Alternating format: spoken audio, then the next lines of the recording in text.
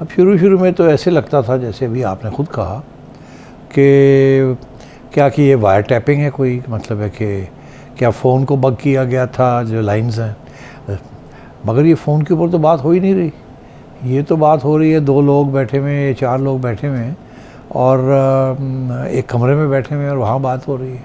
जो सबसे पहली वाली आई है शहबाज शरीफ साहब, काबीना के कुछ लोग हैं, तो आज़म तारा साहब भी हैं उसमें, और भी दीगर लोग हैं। तो ये तो कोई टेलीफोन के ऊपर तो बात नहीं हो रही ना, तो ये तो नहीं हो सकता कि ये टेलीफोन बगिंग हुई है उस तरीके से। फिर दूसरी बात ये है कि अगर टेलीफोन की भी होती तो ग्रीन लाइन पे होती। ग्रीन लाइन सीक्रेट लाइन होती है जो कि प्राइम मिनिस्टर साहब के दफ्तर में होती है और सब मिनिस्टर्स के घरों में भी होती है और दफ्तरों में भी होती है, और वो इनक्रिप्टेड होती है। और जब आप एक दूसरे के साथ ग्रीन लाइन पे बात करते हैं तो वो टैप नहीं हो सकती। तो ये वो भी नहीं है क्योंकि ये तो किसी कमरे में बैठे हुए हैं। तो फिर इसका ये मतलब है कि उस कमरे के अंदर कोई बग था जो कि ये सारी ट्रांसमिशन कर रहा था।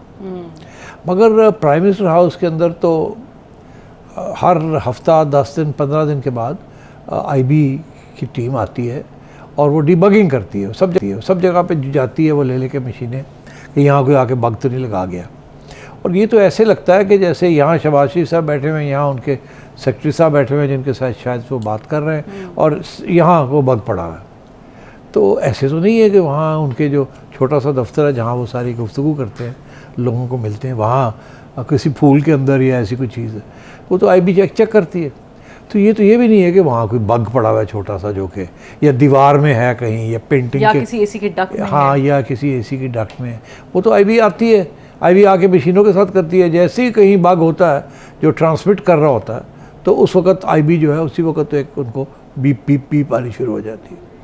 तो ये अगर ऐसी बात है तो आईबी ने तो चेक किया है, ऐसी चीज़ नहीं है। तो ये सोचना कि किसी एजेंसी ने वहाँ बग रखा हुआ है प्राइम मिनिस्टर के दफ्तर में या उस कमरे में, ये भी नहीं है। तो फिर ये है क्या, कैसे ये चीज़ बनी, बाहर गई और फिर कहीं रिकॉर्डिंग जो है वो महफूज की गई, रिकॉर्ड किया गया और वहाँ से फिर खान साहब के हवाले की गई।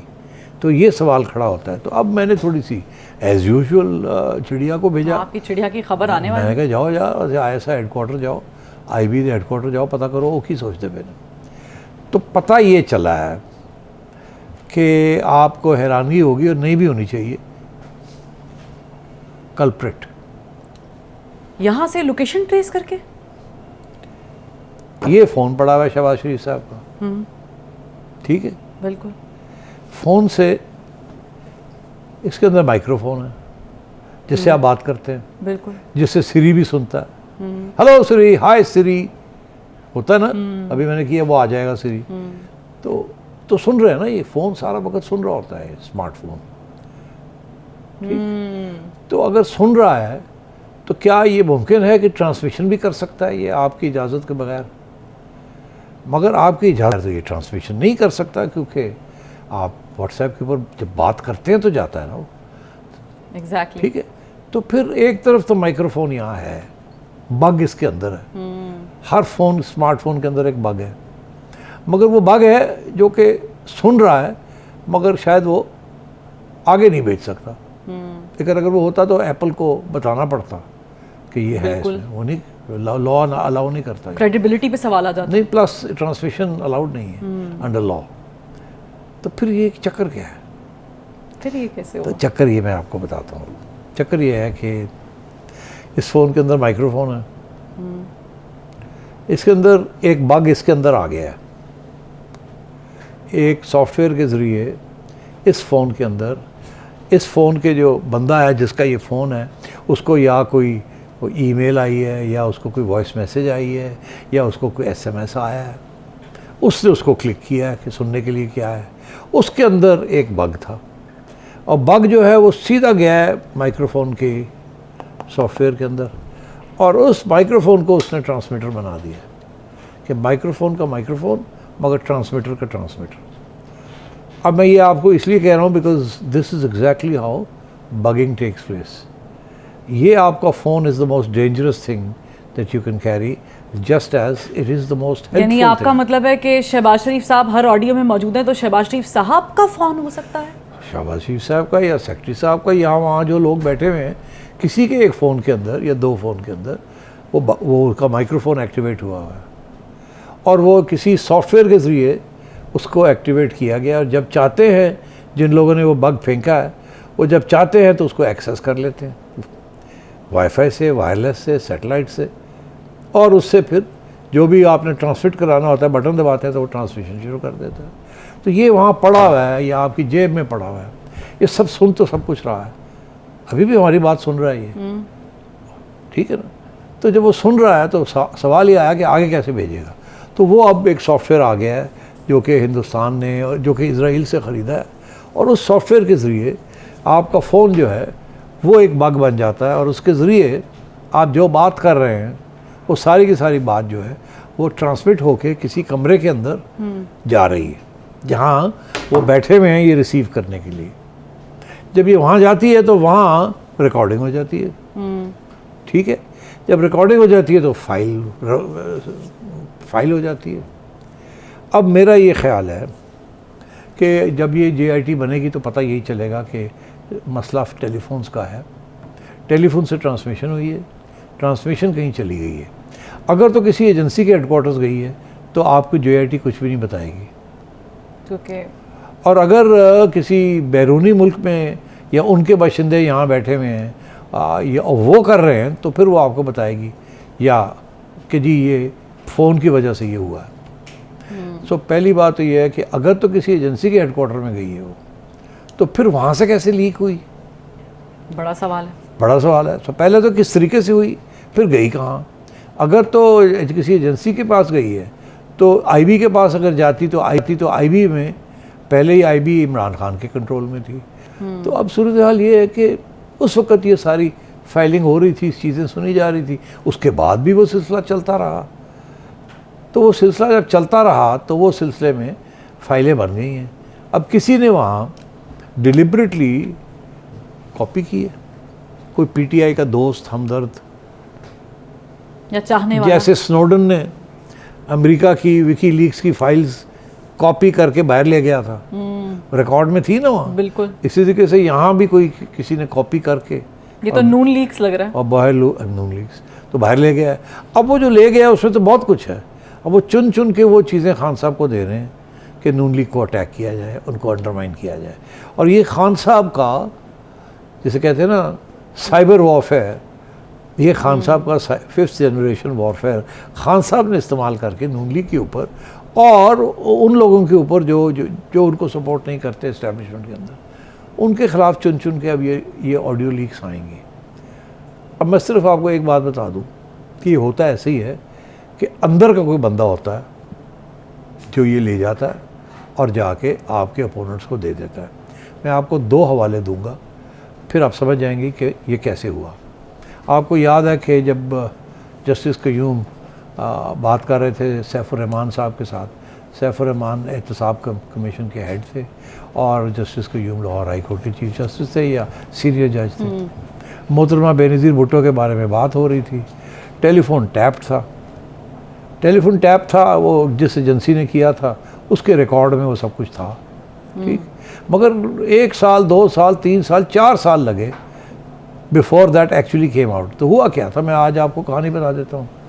एक डिप्टी डायरेक्टर साहब थे जिन्होंने वो रिकॉर्डिंग जो है उसको कॉपी किया, वो उस एजेंसी में काम करते थे, उन्होंने उसको कॉपी किया, अपनी जेब में रख लिया, फिर मौका ढूंढा कि सर्विस से छुट्टी ली जाए, सर्विस से छुट्टी लेके भागे और किसी यूरोपियन मुल्क में जाके बैठ गए।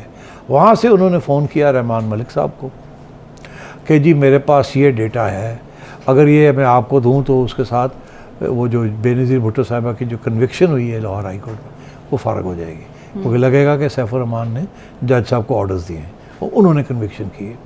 तो रहमान मलिक ने कहा भेजो मुझे, उससे कहा जी मैं भेज नहीं सकता, आप आ जाएँ यहाँ, मैं आपको दूंगा, ये बड़ी ख़तरनाक चीज़ है। तो रहमान मलिक साहब मरहूम वो गए वहाँ, उन्होंने वो सारी रिकॉर्डिंग ली उससे और उन्होंने आके मोहतरमा को वो रिकॉर्डिंग दी। और उसके बाद जब रहमान मलिक साहब ने इस बात को उन्होंने फ़ैसला किया कि किस स्टेज पे हमने इस बात को बाहर निकालना है और कन्विक्शन को ओवरटर्न करना है, तो फिर ये फ़ैसला वहाँ लंदन में हुआ कि कैसे और किस स्टेज पे इसको रिकॉर्डिंग को बाहर लाना है। और वो मैं आपको बता दूं कि लेट 90s एग्जैक्टली। तो मुझे फ़ोन आ गया रहमान मलिक साहब का। अच्छा। चिड़िया थे ना। बिल्कुल। तो रहमान मलिक साहब का फ़ोन आया, उन्होंने कहा सेठी साहब ए होया करना ਇਹ ਸਾਰੀ ਕਹਾਣੀ ਹੈ ਤੇ ਹੁਣ ਅਸੀਂ ਇਹਨੂੰ ਰਿਲੀਜ਼ ਕਰਨ ਲੱਗੇ ਹਾਂ ਤੇ ਮੈਂ ਪਹਿਲੇ ਤੁਹਾਨੂੰ ਸੁਣਾਉਣ ਲੱਗਾ ਤਾਂ ਕਿ ਤੁਸੀਂ ਤਿਆਰ ਹੋ ਜਾਓ, ਇਹ ਅਸੀਂ ਹੁਣ ਲੀਕ ਕਰਨ ਲੱਗੇ ਹਾਂ ਤੇ ਜਮਹੂਰੀਅਤ ਦਾ ਤਕਾਜ਼ਾ ਹੈ ਕਿ ਤੁਸੀਂ ਇਹਨੂੰ ਸਪੋਰਟ ਕਰੋ ਕਿ ਦੇਖੋ ਸਾਡੇ ਨਾਲ ਕੀ ਕੀ ਹੋਇਆ। ਮੈਂ ਕਿਹਾ ਜੀ ਮੈਨੂੰ ਸੁਣਾ ਦਿਓ, ਅਗਰ ਮੈਂ ਯਕੀਨ ਕੀਤਾ कि सही है तो then of course I will say whatever I have to say. उस ज़माने में टीवी शीवी तो नहीं थी, बट अखबार ही थे, तो हम अखबारों में ही लिख सकते थे या इंटरव्यूज़ दे सकते थे फॉरेन चैनल्स को। तो in fact that is what happened. I found out. उसके बाद मैंने तैयारी की, मैंने फिर एक दो इशारे भी किए कि ऐसे होने वाला है। उसके बाद रहमान मलिक साहब ने वो टेप सुना दी। It was an insider. ठीक, मेरा ये कहने का मतलब है कि इसी किस्म का इनसाइडर ने आपको ओसामा बिन लादेन के बारे में भी अमरीकनों को बताया था। तो ये ऐसे नहीं होता कि एकदम कोई बड़ी इंटेलिजेंस हो जाए, वो होता यही है कि अंदर से कोई ना कोई बात करता है। तो आज मैं आपसे ये कह रहा हूँ, ये अंदर से किसी ने ये रिकॉर्डिंग जो है उसको चोरी किया जहाँ ये पड़ी हुई थी, और वहाँ से करके, और वो हमदर्दी है खान साहब का, जैसे रहमान मलिक साहब और डिप्टी डायरेक्टर साहब हमदर्दी थे बेनज़ीर भुट्टो साहबा के। तो मेरा ख्याल है ये उसी किस्म की सूरत हुई है इस वक्त कि ये चीज़ें निकली हैं पूरी की पूरी। वो जो रिकॉर्डिंग कंप्यूटर में थी किसी एजेंसी के हेडक्वार्टर में, वहाँ से वो निकली है। कोई साहब ले गए, शायद वो अब रिटायर भी हो गए हों, शायद वो मुल्क भी छोड़ के चले गए होंगे। और तो अब ये जब JIT होगी वो उनको पता लग जाएगा ये कैसे हुआ है। कभी नहीं मानेंगे कि एजेंसी ने ये किया, ये कभी नहीं बात आएगी। यही कहेंगे जी ये सॉफ्टवेयर तो पर किसी के पास भी हो सकता है।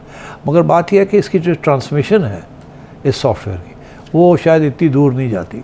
अब जाते जाते ये इसलिए इम्पोर्टेंट है, मैं कहानियाँ सुना रहा हूँ आपको ताकि यकीन आ जाए लोगों को कि I know what I am talking about.